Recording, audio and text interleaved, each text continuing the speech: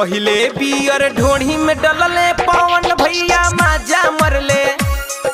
फेर आइल ढोढ़ी के कहानी पियरी माटी से तो पली रानी।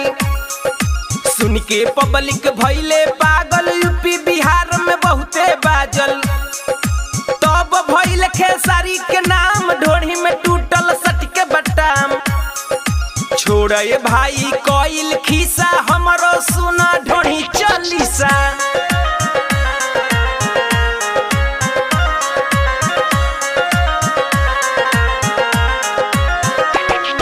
शिल्पी राज के बाजल गाना ढोढ़ी के नीचे बालू धियाना। कहाँ रहे मीडिया थाना जब अवधेश प्रेमी आई लोकेशन पे ढोढ़ी खूबे खोजाइल। प्रमोद प्रेमी चढ़े लागल ढोढ़ी में पानी अड़े लागल। तब अमित पटेल अइले ढोढ़ी में खूबे सलेंसर सटैले।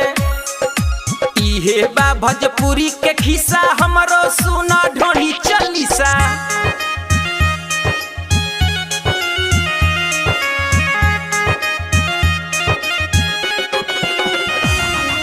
गुड्डू रंगीला खुशबू के सोच ढोढ़ी में खोपाई समियाना के चोप। जनता खूबे लुटवलस नोट। शशि लाल के जागल ताव ढोढ़ी जगे होई घाव। बुलेट राजा के आइल ढील द आज भर ढील द ढोढ़ी जन छील द। तब यल बेल वो सोक आइले ढोढ़ी में पचटकिया टकी गइले।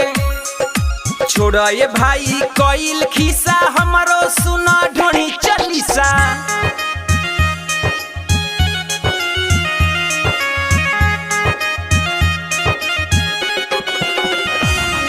सुने मीडिया गीतिया ध्यान से खून न फेंको अपना कन से। चंदन चंचल गइले न जान से।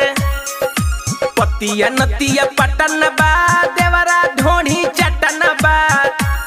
बनावन न्यूज के बहाना गावे दीपक अनुराग के गाना।